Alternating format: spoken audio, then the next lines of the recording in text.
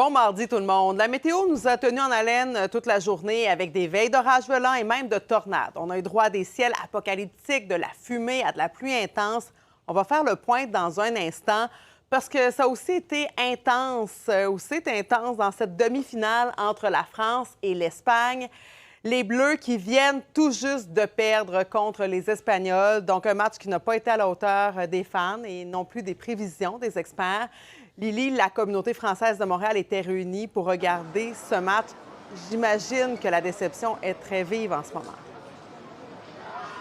Oui, à l'instant où on se parle, les gens s'en vont. Mon caméraman peut vous montrer, là, les gens se serrent dans les bras, sont très tristes.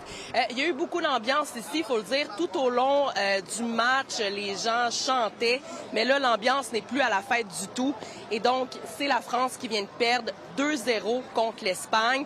On a un partisan qui est avec nous présentement. Et comment qu'on se sent, là? C'est sûr qu'il y a beaucoup d'émotions. On s'attendait à la victoire aujourd'hui. Malheureusement, c'est pas le score qu'on voulait aller au final. On y croyait jusqu'à la fin. On pensait que le premier but allait venir. Puis une fois que le premier but arrive, on pensait fortement que le deuxième allait arriver. Mais malheureusement, ça s'est pas passé. Puis c'est la fin d'un très bon tournoi au final. C'est la première fois aussi que l'équipe s'est pris de l'arrière. Dans tout le tournoi, ils n'ont jamais été en arrière. Ça a été un challenge. Puis l'Espagne, à la fin de la journée, c'est un très bon club. C'est un très bon pays. Ils ont bien contrôlé le ballon du début à la fin. Puis malheureusement, ils n'ont pas pu trouver le premier but. Puis c'est la fin du tournoi pour la France, je pense. Merci beaucoup.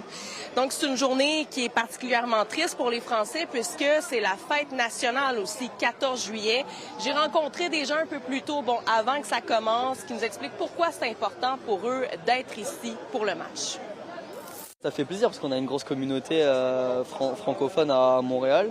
Ça fait aussi plaisir de voir l'équipe de France pouvoir aller aussi loin dans la compétition. Ça tombe la fête nationale. Est-ce que ça ajoute en plus? Exact. C'est vrai que j'avais oublié ça. C'est un symbole encore plus fort. Ça fait 2 ans que j'habite en France avec ma copine, qui est française. Et elle m'a vraiment transmis la passion du foot, comme ils disent là-bas. Au début, je prenais pour le Canada, mais vu qu'ils ont perdu, maintenant, je prends pour la France. C'est super important, surtout le foot, comme c'est le sport national. Mais aujourd'hui, on est réunis. Il y a quand même une grande communauté française et c'est important de se réunir. Ça a quand même été un beau tournoi pour les Français. Maintenant, on va savoir demain qui l'Espagne va affronter en finale. Oui, parce que c'est soit l'Angleterre, soit l'Argentine. Les deux équipes s'affrontent demain à 15 heures. Donc, l'Espagne va affronter une de ces deux équipes. Je rappelle qu'en 2022, c'est l'Argentine qui avait gagné la Coupe du monde contre la France, d'ailleurs. Donc, la France espérait prendre sa revanche en se rendant en finale de la Coupe du monde, mais c'est terminé, malheureusement, pour la France. Je suis ici, là, au bar Ricard. Il y a beaucoup de personnes, des dizaines, une centaine de personnes qui étaient sur place. Et on voit les gens sont vraiment très tristes et retournent à la maison tranquillement. Là, c'est terminé pour la France dans le tournoi de la Coupe du monde. Merci, Lily. Au revoir. On va aller faire un tour en France, justement, pour voir comment est l'ambiance en cette journée de fête nationale alors que les Bleus viennent de perdre face à l'Espagne. On retrouve tout de suite le journaliste indépendant Philippe Tessera-Lessard qui est à Lyon. Bonsoir, Philippe. Bonsoir, Marie-Claude. Bon, on sait que pour les Français, le foot, le soccer, c'est le sport national. Comment ça se passe de ton côté?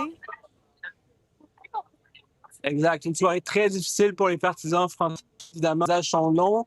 Autour de moi, à la suite de cette défaite de la France, tout au long du match, on entendait les cris des partisans rassemblés place Bellecour derrière moi, mais aussi dans toutes les rues du centre-ville. Des cris, donc, à chaque espoir, à chaque remontée de l'équipe de France vers le but espagnol. Mais malheureusement, ces remontées ont été trop peu nombreuses et les buts, surtout, se sont fait désirer. Et donc, c'est ce qui donne la défaite de ce soir avec un public français très déçu de la finalité, alors que la France était quand même la favorite de cette Coupe du monde. De célébration en France, alors qu'on souligne la prise de la Bastille, c'est la fête nationale des Français. Est-ce que les gens ont quand même un peu le cœur à la fête? Puis là, je pense aussi aux feux de forêt dans la forêt de Fontainebleau. Est-ce qu'il y a quand même des traditionnels feux d'artifice? Exact. Le traditionnel feu d'artifice devrait débuter dans quelques secondes, quelques minutes peut-être derrière moi, sur la colline de Fourvière. Mais il faut dire que c'est l'un des seuls feux d'artifice qui a été autorisé par les autorités en France aujourd'hui, parce qu'on en est à la 3e canicule depuis le début du printemps. Donc, les arbres sont secs, la végétation est sèche et comme vous le disiez, il y a des feux de forêt, des départs de feu dans la forêt de Fontainebleau, tout près de Paris, mais aussi à travers le territoire français.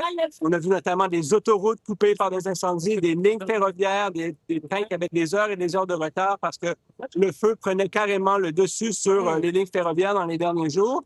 Et donc, les autorités ont voulu limiter les risques de propagation, limiter les risques de départ de feux supplémentaires et donc ont autorisé un nombre très limité de feux d'artifice. C'est le cas aujourd'hui à Paris, aussi à Lyon, mais dans la plupart des villes françaises, les feux d'artifice ont été annulés ce soir. Philippe, parle-nous aussi de ce grand défilé qui a eu lieu pour célébrer la fête nationale où l'Ukraine est à l'honneur ce soir. Exact, dans le défilé du 14 juillet, parce qu'on sait que la France, c'est un des seuls pays occidentaux qui fait encore un défilé militaire traditionnel avec chars d'assaut, hélicoptères, soldats dans la rue pour montrer, exposer la puissance jusqu'à un certain point du pays et aussi célébrer les forces armées. Donc cette année, c'était 6600 militaires à pied, en plus de tous les véhicules de combat qui ont défilé sur les Champs-Élysées devant Emmanuel Macron, Volodymyr Zelensky, mais aussi plusieurs chefs d'État de cette fameuse coalition des volontaires, ces chefs d'État les plus convaincus dans leur appui à la guerre, dans leur appui en fait à l'Ukraine dans cette guerre contre la Russie. Et donc 25 soldats ukrainiens ont été détachés du front pour parader avec les soldats français sur les Champs-Élysées. Volodymyr Zelensky qui a pu voir toute la parade, on dit qu'il a applaudi au moment où les canons César, des canons qui ont été fournis par les Français aux forces ukrainiennes, ont défilé. Quand même, très symbolique. Merci beaucoup, Philippe Tessera-Lessard, en direct de Lyon.